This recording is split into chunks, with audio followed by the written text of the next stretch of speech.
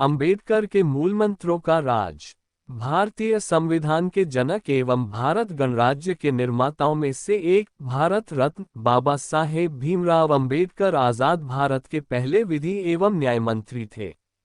वर्तमान में किसान, मजदूर, दलित, पिछड़े, अल्पसंख्यक तथा महिलाओं ने जो भी आंदोलन खड़े किए हैं तथा संघर्ष तेज किए हैं, उनके पीछे कहीं न कहीं सच्ची प्रेरणा और शक्ति बाबा साहेब भीमराव अंबेडकर के विचारों और संविधान की ही है।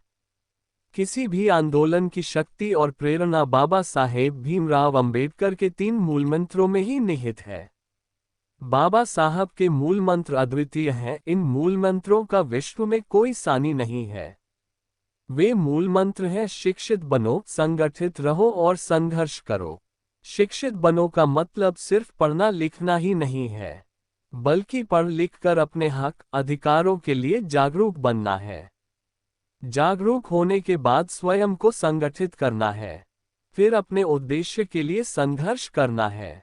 बाबा साहेब ने पहले स्वयं इन मूलमंत्रों को अपने जीवन में लागू किया था। वे आला दर्जे के शिक्षित तो थे ही। इन मूलमंत्रों से ही बाबा साहब ने अपनी सफलता की कहानी गढ़ी है। इन मूलमंत्रों के कारण बाबा साहब फर्श से अर्श पर पहुंच गए हैं। उन्होंने लोगों को संगठित तो किया ही, साथ ही वंचितों के अधिकारों के लिए आंदोलन भी किए। चाहे वह महार चवदार तालाब से पानी लेने के लिए आंदोलन हो या कालाराम मंदिर में दलितों का प्रवेश, बाबा साहब कहीं भी रुके नहीं। आज बाबा साहेब के अनुयायी सफाई कर्मचारी समुदाय के लोग भी ये प्रश्न करने लगे हैं कि सफाई कर्मचारी के नाम से जितने भी राष्ट्रीय संगठन हैं, उन सभी संगठनों के नेता सफाई कार्य में ठेका प्रथा का खात्मा करने के लिए मिलकर देशव्यापी आंदोलन की घोषणा क्यों नहीं करते हैं। वे अब चारों ओर सामाजिक बदलाव लाना चाहते हैं। ये सब बाबा साहेब की विचारधारा का ही प्रभाव है। बाबा साहेब भीमराव अंबेडकर का जन्म 14 अप्रैल 1891 को मध्य प्रदेश राज्य में हुआ था। 6 दिसंबर 1956 को दिल्ली में बाबा साहब का निधन हो गया था। इस 65 साल के जीवन में बाबा साहेब जो कर गए वह अद्भुत और अतुलनीय है। बाबा साहब ने इस देश में देखा और महसूस किया कि किस तरह कुछ जाति विशेष का मुट्ठी भर वर्चस्वशाली वर्ग देश की विशाल आबादी पर अपने मनमाने ढंग से शासन कर रहा है, उनसे भेदभाव कर रहा है, उनका शोषण कर रहा है, उनके अधिकारों का हनन हो रहा है। उन्होंने देखा कि यहाँ की मूल निवासी विशाल आबादी को ब्राह्मणवादी विचारधारा ने शूद्र कहकर अपने अधीन कर रखा है। वे उन्हें गुलाम बनाकर उन पर अमानवीय जुल्म ढा रहे हैं, उन्हें जानवरों से भी निम्न स्तर का मान रहे हैं। ब्राह्मणों ने स्वयं को सर्वोच्च, फिर क्षत्रियों और वैश्यों को उच्च निम्न क्रम में रखा है, शूद्रों को सबसे नीचे रखा है और उनका काम उपरोक्त तीनों वर्गों की सेवा करने का रखा है। इतना ही नहीं, इसे जन्म आधारित कर दिया है ताकि शूद्र पीढ़ी दर पीढ़ी हमेशा इनके गुलाम बने रहें और उनकी सेवा करते रहें।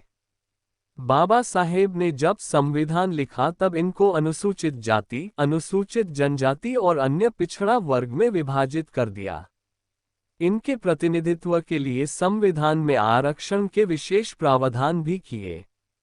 इन सभी के उत्थान के लिए आजीवन संघर्ष भी किया। यही कारण है कि आज वे बहुजन वर्ग के नायक हैं। बाबा साहेब डॉक्टर भीमराव अंबेडकर भारतीय सामाजिक इतिहास में एक बड़े दार्शनिक चिंतक और लोकतांत्रिक आंदोलनकर्मी के रूप में जाने जाते हैं। दलितों की मुक्ति के पर्याय के रूप में वे देश के कोने कोने में मौजूद हैं। उन्होंने भारतीय समाज में दलित, वंचित एवं महिलाओं के लिए एक वैकल्पिक समाज की स्थापना का बीजारोपण किया। उनके व्यक्तित्व में एक अर्थशास्त्री, राजनेता, दार्शनिक, शिक्षाविद, कानूनविद समाहित है। उनमें संविधान निर्माता के साथ साथ सक्रिय आंदोलनकर्मी के भी गुण नजर आते हैं। उन्होंने भारतीय समाज में जड़े जमाए शोषणकारी जाति व्यवस्था का ऐतिहासिक विश्लेषण प्रस्तुत किया। भारत में जाति प्रथा इंसानियत पर बहुत बड़ा कलंक है। जाति प्रथा ने भेदभाव पैदा कर दिया है। जाति प्रथा के कारण ही समाज में ऊंच नीच का भाव पैदा हो गया है। बाबा साहेब इसका उन्मूलन करना चाहते थे। उनका कहना था कि किसी भी दिशा में मुड़कर देखें तो हमें जाति का राक्षस रास्ता रोके खड़ा मिलेगा। उसे मारे बिना न तो आर्थिक विकास संभव है, न ही सामाजिक विकास और मानसिक विकास। उन्होंने जाति का विनाश नाम से एक पुस्तक भी लिखी थी। वे हमेशा जाति विनाश के पक्षधर रहे थे। हालांकि जाति की जड़ें इतनी गहरी और मजबूत हैं कि उसका उन्मूलन हो न सका और आज भी यह अपने अस्तित्व में है। आज हो रहे दलित आंदोलन बाबा साहेब से ही प्रेरणा पाकर दलितों के मानव अधिकारों के लिए संघर्ष कर रहे हैं। नारी की शक्ति बनकर बाबा साहब भीमराव अंबेडकर ने कई सराहनीय कार्य किए हैं। बाबा साहेब अंबेडकर ने कहा था कि यदि किसी समाज की प्रगति देखनी हो तो ये देखो कि उस समाज की महिलाओं ने कितनी प्रगति की है।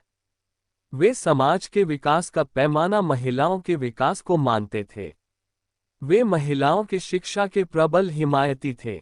उनका मानना था कि यदि एक पुरुष शिक्षित होता है तो सिर्फ एक पुरुष ही शिक्षित होता है, किंतु यदि एक महिला शिक्षित होती है तो पूरा परिवार शिक्षित होता है। उन्होंने महिलाओं के अधिकारों के लिए हिंदू कोड बिल को संसद में पास कराने का प्रयास किया था।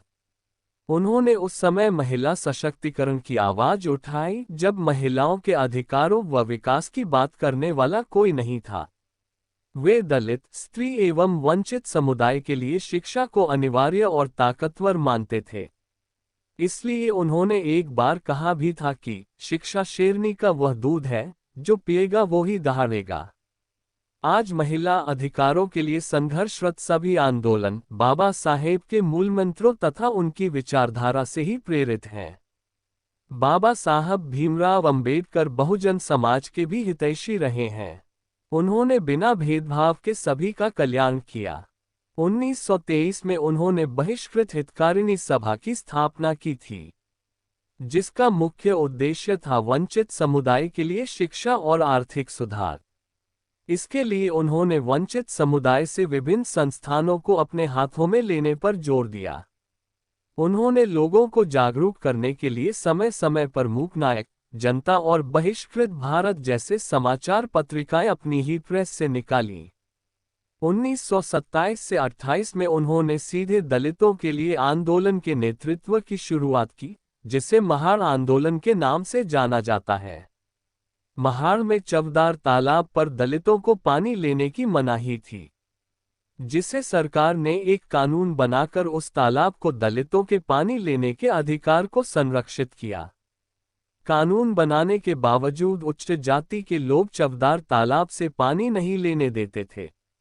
इसी समय में बाबा साहेब ने दलितों के अन्य संस्थानों में प्रवेश के लिए भी लड़ाई लड़ी थी। आज दलित, आदिवासी और अन्य पिछड़े वर्ग उनके विचारों से ऊर्जा लेकर अपने अधिकारों के लिए संघर्ष कर रहे हैं। बाबा साहब भीमराव अंबेडकर बहुजनों के महानायक हैं। बाबा साहेब भीमराव अंबेडकर ने देश की बहुआयामी प्रगति के लिए काम किए। वे बहुमुखी प्रतिभा के धनी थे। वे एक बहुत अच्छे अर्थशास्त्री थे। उन्होंने आर्थिक विकास में महत्वपूर्ण भूमिका निभाई। आज भारत देश का सबसे बड़ा bank reserve bank of India उन्हीं के विचारों पर आधारित है। आज भी यह बैंक देश में मुखिया के रूप में निरंतर कार्य कर रहा है। बाबा साहब भीमराव अंबेडकर ने देश के लिए नायाब संविधान भी दिया है, जिसमें देश के हर नागरिक को समान मानवीय गरिमा प्रदान की गई है।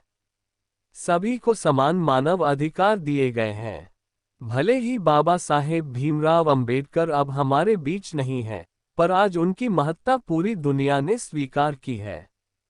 अमेरिका ने उनको ज्ञान का प्रतीक अर्थात सिंबल ऑफ नॉलेज की उपाधि से सम्मानित किया है। इसके साथ ही अमेरिका ने एक तारे का नामकरण बाबा साहब भीमराव अंबेडकर के नाम पर किया है। भारत रत्न तो वे पहले से ही हैं। संक्षेप में अगर कहा जाए तो बाबा साहब भीमराव अंबेडकर ही हैं, जिन्होंने भारत के सबसे ज्यादा दमित और अन्याय सहने वाले दलित एवं स्त्री समुदाय के सम्मान की बात की। उनके लिए लड़ाइयां लड़ी, आंदोलन भी किए। इसलिए वे 20वीं सदी के महानायक के रूप में दुनिया में जाने जाते हैं। वर्तमान में 21वीं सदी में भी बाबा साहब का पूरे विश्व में पूरे जोर शोर से परचम लहरा रहा है। उनके नाम का पूरे विश्व में डंका बज रहा है। कहीं बाबा साहब के नाम पर मूर्तियां लगाई जा रही है, तो कहीं सड़कों का नामकरण बाबा साहब के नाम पर हो रहा है। वर्तमान में सभी लोग बाबा साहब के मूल मंत्रों को जान चुके हैं। उन मूल मंत्रों में कितनी गहराई है और उन मूल मंत्रों का क्या राज है, इसको भी पूरी दुनिया जान चुकी है। जय भीम। दोस्तों, आपको हमारा वीडियो कैसा लगा लिखकर जरूर बताएं। आप हमारे चैनल ब्लू वॉइस को जरूर सब्सक्राइब करें। धन्यवाद।